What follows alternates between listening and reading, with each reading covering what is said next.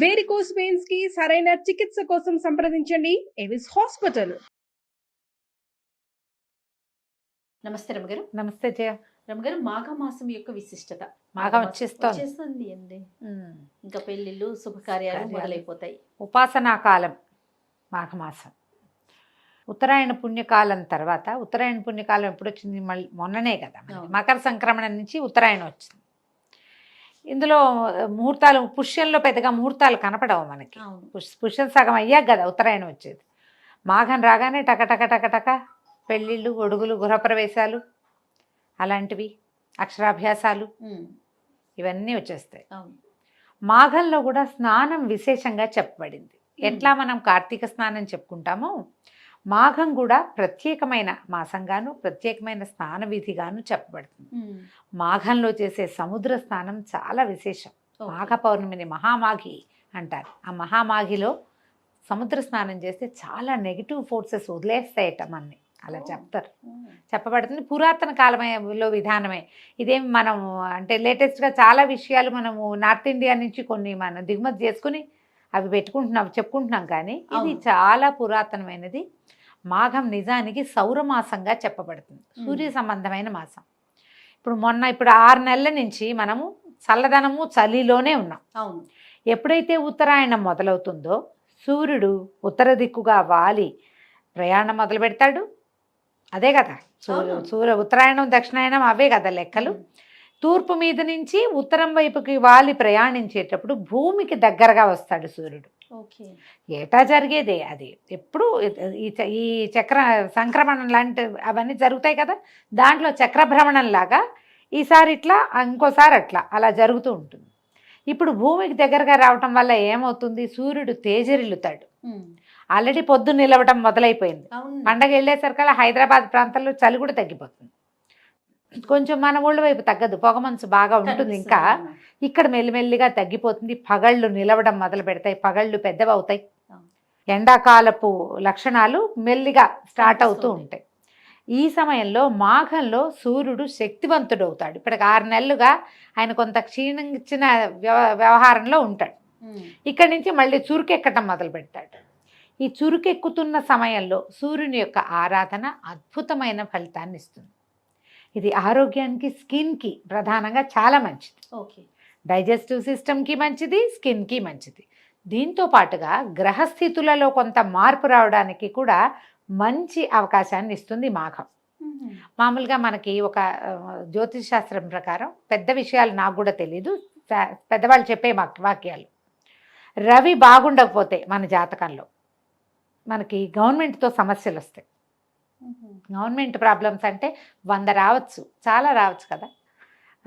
మన income tax వ్యవహారాలని కానీ, ఏదైనా ఒక బిల్ పాస్ అవ్వటం కానీ, అవి ఇబ్బందులు అవి జరగవు, అవి ఇబ్బందులుగా ఉంటాయి. నాన్నగారి పెన్షను, అమ్మగారి పెన్షను, అవన్నీ స్లో అయిపోతాయి, ఆగిపోవచ్చు, స్లో అయిపోవచ్చు. రవి బాగుంటే ప్రభుత్వానికి సంబంధించిన అన్ని కార్యకలాపాలు మన జాతక రీత్యా బెటర్ అవుతాయి. కాదు కాబట్టి ప్రతి వాళ్ళు తప్పకుండా రవిని ఆరాధించుకోవాల్సిన సమయము, ఆరాధించుకోగలిగినది సులువు. ఎందుకంటే ప్రసన్నుడుగా ఉంటాడు, ఇప్పుడే వేడెక్కుతూ ఉంటాడు. అందుకని ఈ మాఘంలో గనక అన్ని రోజులు సూర్యోదయం అవగానే స్నానం చేసి ఆ పైకి లేస్తున్న బింబాన్ని చూసి నమస్కారం చేసుకున్నా, మనం తూర్పు తిరిగి దండం పెట్టు అంటావా, ఆ దండం పెట్టండి. అది మీకు శారీరక ఆరోగ్యాన్ని బాగు చేస్తుంది, మానసికమైన ప్రశాంతతనిస్తుంది. గ్రహస్థితులలో రవి సంబంధితమైన ఏవైనా చిన్న పొన్న కొన్ని ఇబ్బందులు ఉంటే సగానికి పైగా సమస్యల్ని తీరుస్తుంది. ఇది చెప్పబడింది. దీంతో పాటు ఏం చేయొచ్చు? రవికి ఎర్రటి పాత్రలో రాగి, రవికి సంబంధించిన, సూర్యుడికి సంబంధించిన లోహంగా చెప్తారు. చక్కగా బాగా శుభ్రంగా తోమి, మచలుగా మకిలిగా నల్లగా దౌర్భాగ్యంగా ఏడ్చిన దాంతో చేయబోకండి. చిట్టి చెంబు బుజ్జి గ్లాస్ అయినా పర్వాలేదు, చక్కగా తోమండి ప్రతిరోజు. ఆ ఎర్రటి పాత్రతోటి కుదిరితే 2 గులాబీ రేకులు, 2 ఎర్రగన్నేరు పువ్వులో కూడా వేసుకోవచ్చు, మీ ఓపిక. అందులో నీళ్లు తీసి సూర్యుడికి చూపించి ఆ నీళ్ళు ఆయనకి వదిలిపెట్టండి. సూర్యుడికి అర్ఘ్యం ఇస్తాం ప్రతిరోజు. ఇది మీకు రవి సంబంధితమైన బాధలని నుంచి విముక్తి కలిగిస్తుంది. మాఘం దానికి అనువైన సమయం. ఈ మొత్తం మాఘమాసంలో మనకి పర్వదినాలు విశేషంగా చెప్పబడ్డాయి. మార్గశిరంలో గురువారాలు చెప్పినట్టుగా మాఘంలో రవివారాలు చెప్పారు. ఆదివారాలు. మాఘపు ఆదివారాలు విశేషమైన రోజులు. మాఘంలో ప్రత్యేకంగా మనం సూర్యారాధన చేసేది మన రథసప్తమి. ఆనాడు సూర్యుడు పూర్తిగా ఉత్తర దిక్కుకి వెళ్ళిపోతాడు. ఇప్పుడు ఉత్తరం వైపుకి ఇట్లా ఇట్లా ఇట్లా ఇట్లా వాళ్తున్నాడు, కరెక్ట్గా ఫిక్స్ అవుతాడు. కరెక్ట్గా ఉత్తరం వైపుకి ఫిక్స్ అవుతాడు. ఆ రోజు నుంచి పూర్తిగా అక్కడి నుంచే నడవటం మొదలు పెడతాడు. ఎండాకాలం ఎక్కటం మొదలు పెడుతుంది. దీని రోజున రథసప్తమి రోజున పాలు పొంగించడం తెలుగునాట ఒక ఆచారంగా ఉంది. సూర్యుడికి పాలు పొంగించాలంటే ఆవు పిడకల దాలి మీద, ఆవు పిడకలతో వెలిగించిన కుంపటి మీద చేస్తే ప్రశస్తంగా చెప్పబడింది. మీ అవకాశాలను బట్టి చేసుకోండి. పొయ్యి మీద, మామూలు స్టవ్ మీదైనా, కట్టెల పొయ్యి మీదో, పొయ్యి మీదో, లేదా కుంపట్లోనో పిడకల దాలి వేసి, అవి ఆవు పిడకలు ఎప్పటివి, మొన్న మనం గొబ్బి పిడకలు కొట్టేంది కదా, ఎప్పుడు ధనుర్మాసంలో ఆ పిడకలు 4 ఉంచుకుని ఈ రోజున ఇది చేసుకోవటానికి మంచిది. అవకాశం ఉంటే చెయ్యండి. పాలు పొంగించడం, ఈ పాలని 3 సార్లు పైకి పొంగనివ్వాలి. పాలు పొంగుతూ ఉండగా కాసిన బియ్యాన్ని నేతితోటి కొద్దిగా తడిపి పక్కన పెట్టుకుని ఆ బియ్యం వేయటం, మళ్ళీ ఇంకోసారి పొంగు వస్తుంది, మళ్ళీ కాసిన బియ్యం వేయటం. ఇట్లా ఒక గుప్పెడు బియ్యాన్ని ఒక 30 లీటర్ పాలు పెడితే సరిపోతుంది. గుప్పెడే బియ్యం అంతే. ఇది ఉడికిన తర్వాత చిక్కుడుకాయలతోటి ఆరాధన చేసుకుంటాం. ఇది మనం సూర్యుడికి సమర్పించటం. ఇదే విధానాన్ని మన మిగిలిన ఆదివారాల్లో కూడా ఆవు పాలు పొంగించడం. ఆవు పాలు చాలా శ్రేష్టం. మీ అవకాశాన్ని బట్టి చేసుకోవచ్చు. అయితే మాఘంలో మొత్తం నెల రోజులు నియమం తప్పకుండా మీరు చేయగలిగింది సూర్యారాధన. ఒకటి స్నానము, మాఘ స్నానము, మాఘ పురాణ శ్రవణము. అది మనం చెప్పున్నాం, ఛానల్లో ఉంది, వేస్తారు మన వాళ్ళు పొద్దున్నే. పురాణ శ్రవణము, తర్వాత సూర్య దర్శనము.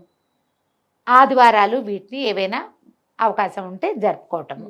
అయితే ఈ మాఘంలో కొంచెం ప్రత్యేకంగా చెప్పబడిన విధానాలు ఇంకా 1-2 ఉన్నాయి. ఏమేమి వస్తాయి మనకి? వసంత పంచమి ఒకటి విశేషం. అవును, సరస్వతీదేవి యొక్క పుట్టినరోజు. ఈ వసంత పంచమి నాడు విశేషంగా శాస్త్రము అవి చదువుకోవచ్చు. కొత్త పుస్తకాలు మొదలు పెట్టచ్చు. పిల్లలకి అక్షరాభ్యాసాలు చేసుకోవచ్చు లక్షణంగా. మీరు ఏమి ఇంకా తిథి వారవర్జం ఏం చూడక్కర్ల. పిల్లల నక్షత్రాలు సరిపెట్టాల్సిన పని లేదు.